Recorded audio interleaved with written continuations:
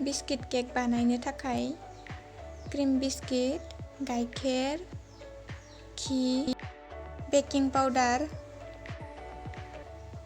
आटा, देनाय काजु, कुकार मोनसेयाव स्टेन्ड आरो संख्रि होनानै ल' फ्लेमाव 15 मिनिट्सनि थाखाय दोननोसै हुइसेल होआबालासिनो।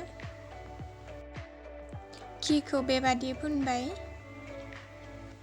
आटाखौ होनानै बेबादि बानायबाय केकआ सिथाबि बायदि गासिबो जायगायाव। बेटारखौ बानायहैनोसै दा। ग्राइन्डार जाराव बिस्किटखौ होबाय, बेकिं पाउडार आरो गाइखेरखौ होनानै ग्राइन्ड खालामनोसै।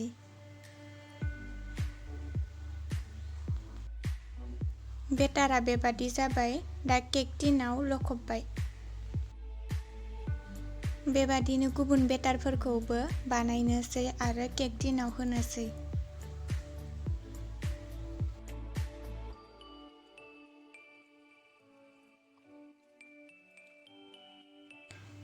देनाय काजुखौ सायाव बिदि होबाय।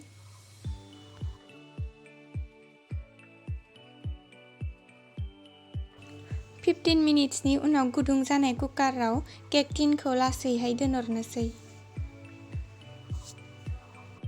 कुकारखौ हुइसेल होआबालासिनो खोबनानै केकआ मोनजासिम संनोसै।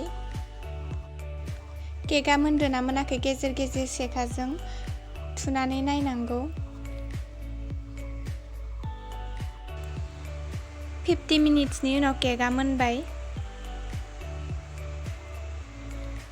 केकआ गोबाबाथाय थाबबो मोनो, बेखायनो सेखाजों गेजेर गेजेर नायनांगौ बेफोरबादि।